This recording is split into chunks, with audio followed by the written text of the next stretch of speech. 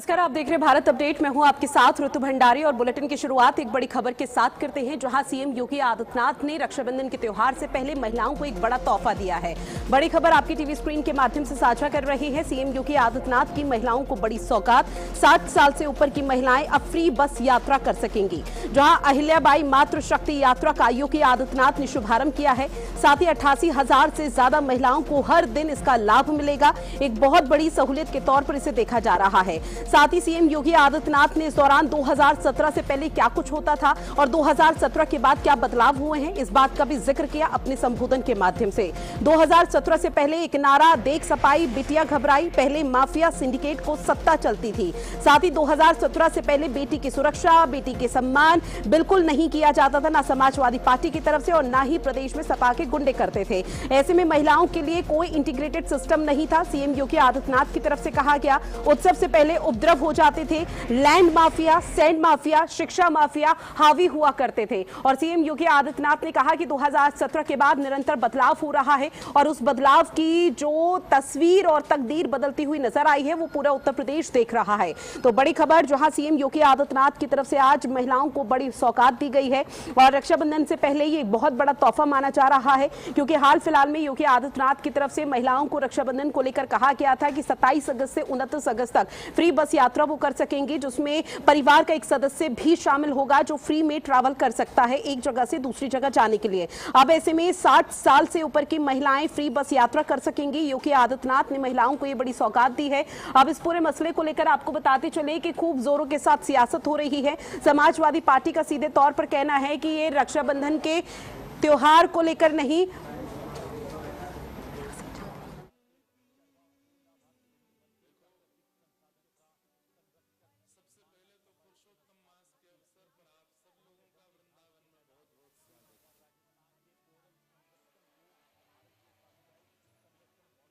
पैसे वाला खरीद लेता था, यानी मेहनत बेटी की होती थी, लेकिन उसकी डिग्री कोई माफिया खरीद करके उसकी नीलामी कर देता था। नौजवान, व्यापारी और कारीगर सब पलायन करने के लिए मजबूर थे। बेटी सिर्फ बस पकड़ने से नहीं, सपना देखने से डरती थी। आप उसे एक भावना के तौर पे न देखें, उसे केवल हम इन्हें माने कि एक होती थी, बल्कि वह एक पूरे अर्थशास्त्र के रूप में भी अगर आप उसको देखें, जब आधी आबादी घर पर बैठ जाएगी, उत्तर प्रदेश को बीमारू होना ही था। यही तो होता था यूपी में, यही तो पहचान का संकट था। आधी आबादी को न सुरक्षा थी, न सम्मान था, न स्वावलंबन था, तो हमारी आर्थिक स्थिति बदहाल होनी थी। और इसीलिए तो यूपी उस दौर को जब याद करता है तो रोंगटे खड़े होते हैं। कहीं दंगे, कहीं कर्फ्यू, कहीं असुरक्षा, कहीं उपद्रव, हर योजना में बेईमानी और भ्रष्टाचार। लेकिन धर्म चक्र बदलता है। अगर उस समय उपद्रव था तो मोदी जी के नेतृत्व में जब डबल इंजन की सरकार यूपी में आई तो उपद्रव को उत्सव में बदल दिया गया है।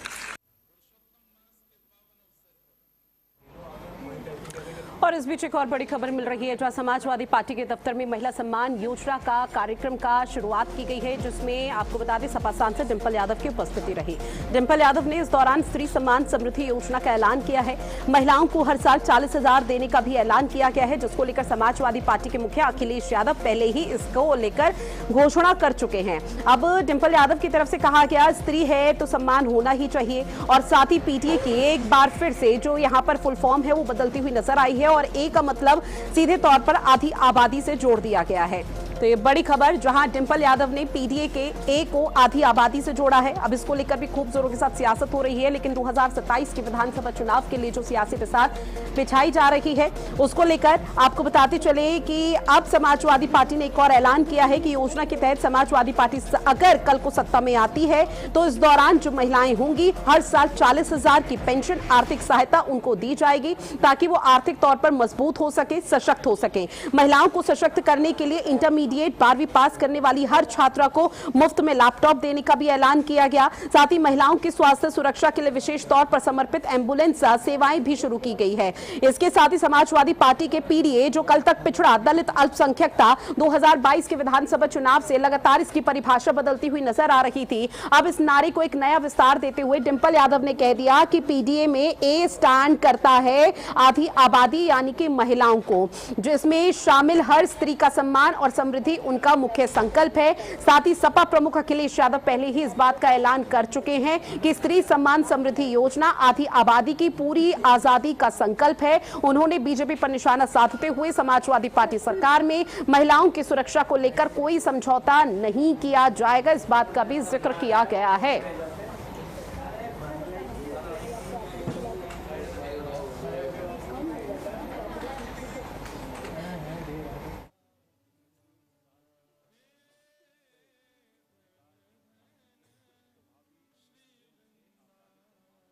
और देखिए, योगी सरकार पर सीधा हमला बोलते हुए पीडीए की परिभाषा बदलती है और इसके साथ ही से मास्टर स्ट्रोक माना जा रहा है समाजवादी पार्टी का। 2027 में विधानसभा चुनाव है और हर पॉलिटिकल पार्टी का फिलहाल उद्देश्य ये है कि किसी तरह से यहां आधी आबादी को साधा जा सके।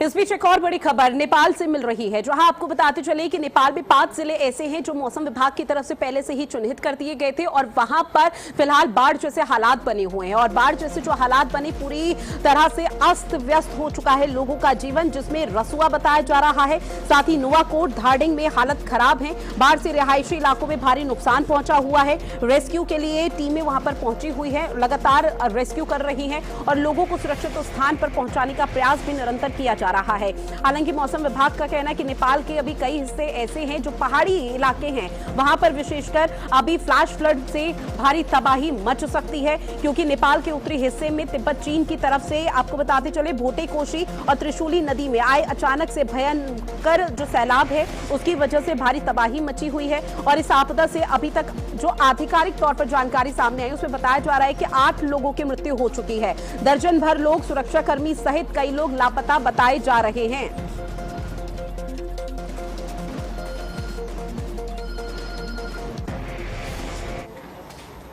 और एक और बड़ी खबर, जहां जीवा कंपनी ने आखिरकार अपना एड अब हर प्लेटफॉर्म से हटा दिया है। आपको बता दें, कृति सेनन के आउटफिट को लेकर खूब जोरों के साथ बवाल मचा हुआ था और बवाल इस कदर मचा कि जीवा कंपनी को अपना वो एड वापस हर हाल में लेना पड़ा। जहां कृति सेनन के विज्ञापन पर विवाद था, आपको बताते चले कृति सेनन के आउटफिट पर सवाल उठाए जा रहे थे और जो कुत्ते को राखी बांधी गई थी उस पर सवाल उठाए जा रहे थे और सनातन से इसे जोड़ा जा रहा था, जहां कहा जा रहा था कि सनातन और हिंदू धर्म में इस तरह से अपमान करना अगर कोई करता है तो वो जीवा कंपनी या फिर बॉलीवुड के सेलेब्स करते हैं, जिसको लेकर कृति सेनन ने हालांकि सफाई भी दी थी। लेकिन अब आपको बता दें, जीवा कंपनी की तरफ से इस विज्ञापन को हर प्लेटफॉर्म से वापस ले लिया गया, इस प्लेटफॉर्म से वापस हटा लिया गया। रक्षा बंधन वाला विज्ञापन हटाया गया है। कृति सेनन के विज्ञापन पर भारी विवाद था, जिसके बाद कृति सेनन की तरफ से यह कहा भी गया था कि इस पूरे मामले को कपड़ों से न जोड़ते हुए भावना और परंपरा से जोड़ा जाए तो ज्यादा बेहतर होगा, क्योंकि अब कोई और नहीं बताएगा कि किसे क्या पहनना है। जिसके बाद ये पूरा बवाल और ज्यादा उग्र होता हुआ नजर आया और अब आखिरकार जीवा कंपनी ने इस विज्ञापन को, इस एड को वापस ले लिया है। हर प्लेटफॉर्म से इस एड को हटा दिया गया।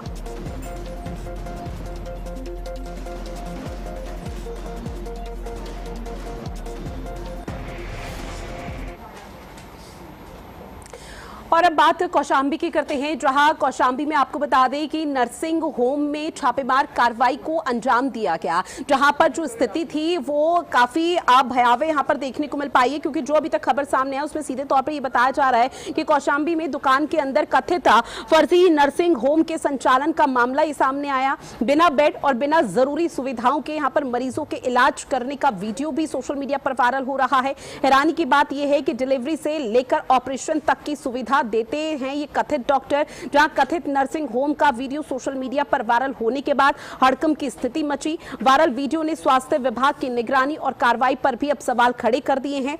इसके साथ ही किसकी अनुमति से ये दुकान नुमा जगह पर मरीजों का इलाज किया जा रहा था, सवाल यहां पर उठ रहे हैं, प्रशासनिक अमले से पूछे जा रहे हैं। नर्सिंग होम के पंजीकरण और स्वास्थ्य विभाग की अनुमति को लेकर भी खड़े सवाल उठ रहे हैं। ऐसे में मूरतगंज कस्बे के भरवारी रोड का ये पूरा मामला बताया जा रहा है और ये वीडियो भी कौशांबी के मूरतगंज कस्बे के भरवारी रोड का है।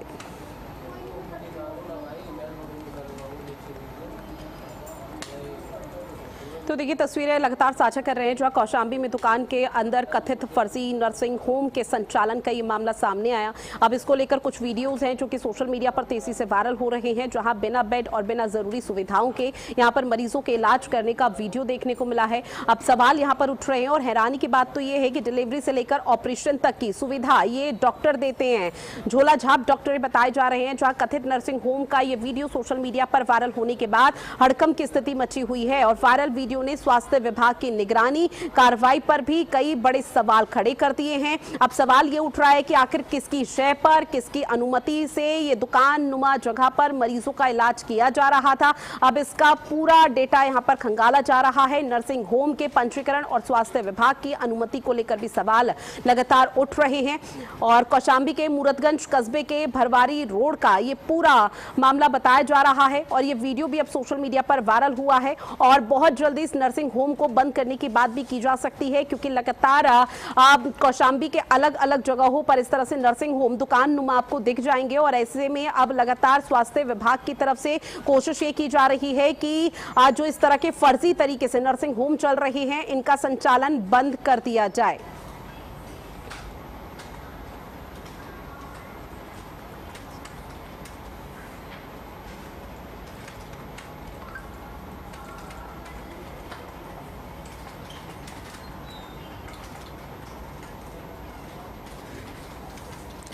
और अब बात करते हैं शाहजहांपुर की, जहां शाहजहांपुर में एक 22 साल के युवक का कंकाल मिला, जिसके बाद आसपास के जो ग्रामीण हैं लोग मौके पर पहुंचे, उनमें हड़कंप की स्थिति मची हुई है।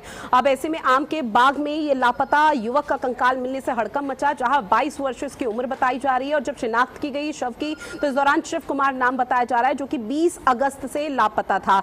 अब ऐसे में बाग में शत विक्षत हालत में उसका शव मिला, जिसकी पहचान कपड़ों से हुई है। मौके से तमंचा भी बरामद हुआ है, जिसे पुलिस ने कब्जे में लेकर जांच शुरू कर दी है। फॉरेंसिक टीम ने घटनास्थल से महत्वपूर्ण साक्ष्य जुटाए हैं। शिव कुमार 4 भाइयों में सबसे छोटा था। पुलिस के मुताबिक पोस्टमार्टम और फॉरेंसिक जांच के बाद ही मौत की स्पष्ट वजह सबके सामने आ पाएगी। मामला निगोही के संडा खास गांव का बताया जा रहा है। तो शाहजहांपुर में आम के बाग में लापता युवक का कंकाल मिलने से हड़कंप की स्थिति है। 22 वर्षीय शिव कुमार 20 अगस्त से लापता था। बाग में शत विक्षत हालत में उसका शव मिला, जिसकी पहचान उसके कपड़ों से हुई है। अब ऐसे में मौके से तमंचा भी बरामद किया गया, जिसे पुलिस ने कब्जे में ले लिया और जांच शुरू कर दी है। फॉरेंसिक टीम ने घटनास्थल से महत्वपूर्ण साक्ष्य जुटाए हैं। शिव कुमार 4 भाइयों में सबसे छोटा बताया जा रहा है और इसके साथ ही पुलिस की तरफ से जो स्टेटमेंट जारी किया गया उसमें बताया गया पोस्टमार्टम और फॉरेंसिक का टीम लगातार जांच कर रही है और आगे जब रिपोर्ट्स आएंगी पोस्टमार्टम की तभी वजह पूरी तरह से क्लियर हो पाएगी।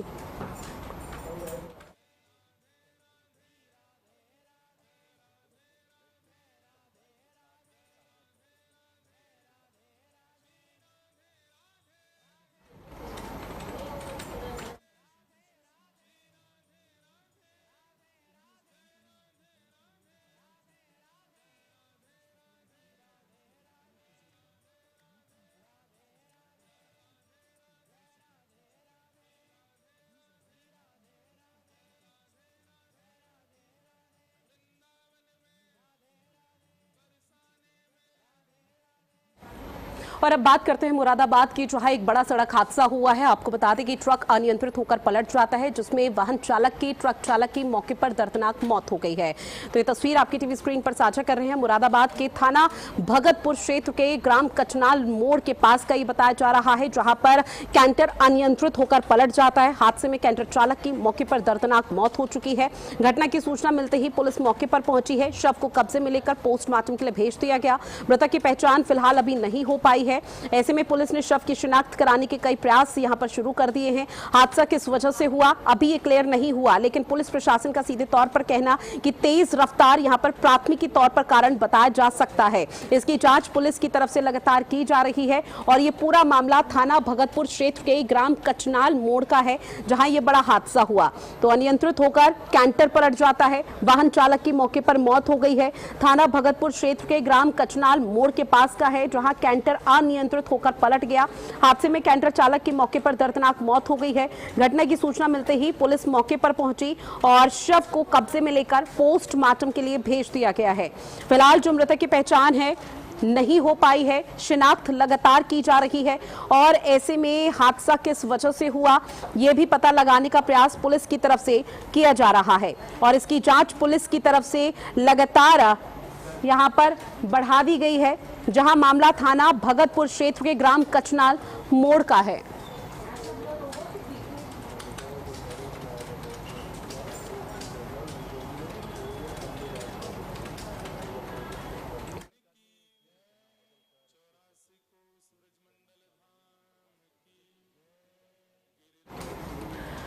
और अब बात करते हैं अगली खबर की, जहां समाजवादी पार्टी के प्रमुख अखिलेश यादव ने हाल फिलहाल में जयंत चौधरी को लेकर एक बड़ा बयान दिया था, जिसको लेकर खूब जोरों के साथ उत्तर प्रदेश में सियासत हो रही है।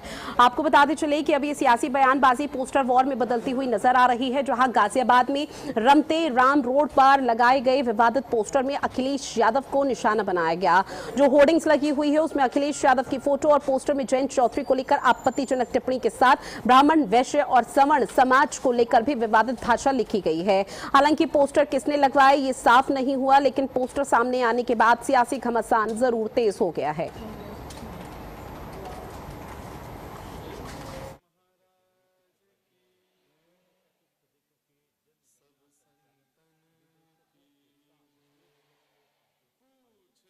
यादव के जयंत चौधरी पर दिए गए बयान को लेकर उत्तर प्रदेश में सियासत तेज हो चुकी है। अब ऐसे में ये सियासी बयानबाजी पोस्टर वॉर में तब्दील हो गई है, जहां गाजियाबाद की तस्वीर है, जहां रमते राम रोड पर विवादित पोस्टर लगाए गए और अखिलेश यादव को निशाना बनाया गया। पोस्टर में जयंत चौधरी को लेकर आपत्तिजनक टिप्पणी के साथ ब्राह्मण, वैश्य और सवर्ण समाज को लेकर भी विवादित भाषा लिखी गई है।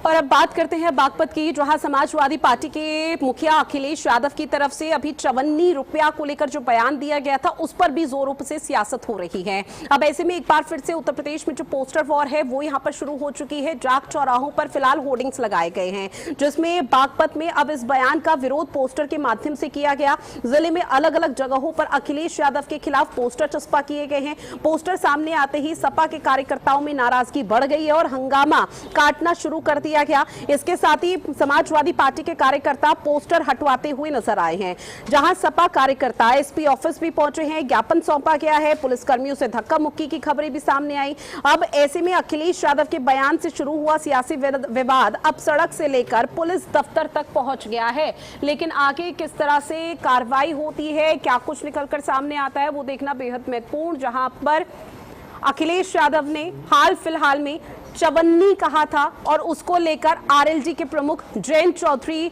ने एक पोस्ट भी किया था कि अगर निशाना साधना है तो डायरेक्ट नाम लेकर साध सकते हैं अखिलेश यादव, ऐसे बरगलाने की जरूरत नहीं है। अब ऐसे में इसको लेकर आपको बता दें कि एक पोस्टर यहां पर शुरू हो चुका है, पोस्टर जारी किया गया जिसमें जिले में अलग अलग जगहों पर अखिलेश यादव के खिलाफ पोस्टर चस्पा हुए हैं।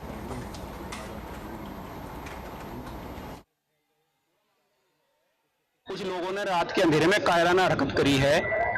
हमारे जो माननीय राष्ट्रीय अध्यक्ष जी उनके खिलाफ अनाप शनाप लिखा और होर्डिंग के माध्यम से चौराहे पर टांग दिया, उनका इलाज कर दिया जाएगा। कप्तान साहब को एप्लीकेशन दे दी, 2 दिन के अंदर ये तो कार्रवाई करेगी, नहीं तो पूरी समाजवादी पार्टी आंदोलन करेगी बागपत के अंदर। इलाज ये करा जाएगा, जेल भिजवाया जाएगा, गंभीर धाराओं में मुकदमा दर्ज होगा।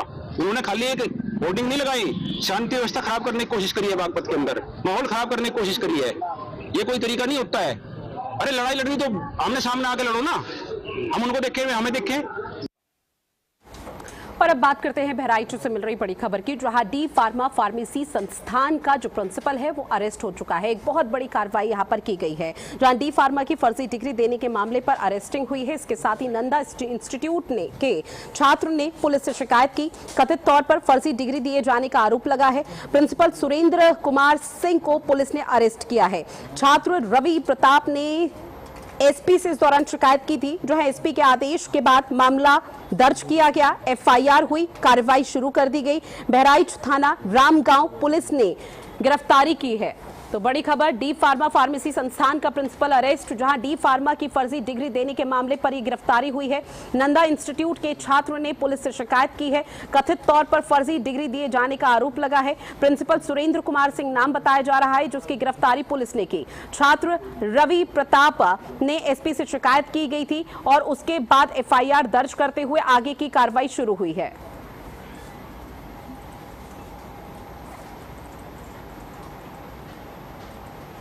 सुरेंद्र कुमार सिंह उर्फ सुरेंद्र राठौर, प्राचार्य Nanda institute, teacher Pallavi Yadav, office incharge Nanda institute के द्वारा लाखों की धनराशि लेकर कूट रचित दस्तावेज दिए गए थे, जिसकी जांच कराने के बाद यह तथ्य प्रकाश में आया कि यह इंस्टीट्यूट फर्जी सर्टिफिकेट देकर छात्रों के भविष्य के साथ खिलवाड़ कर रहा था, जिसको लेकर छात्र काफ़ी उद्वेलित एवं आक्रोशित थे।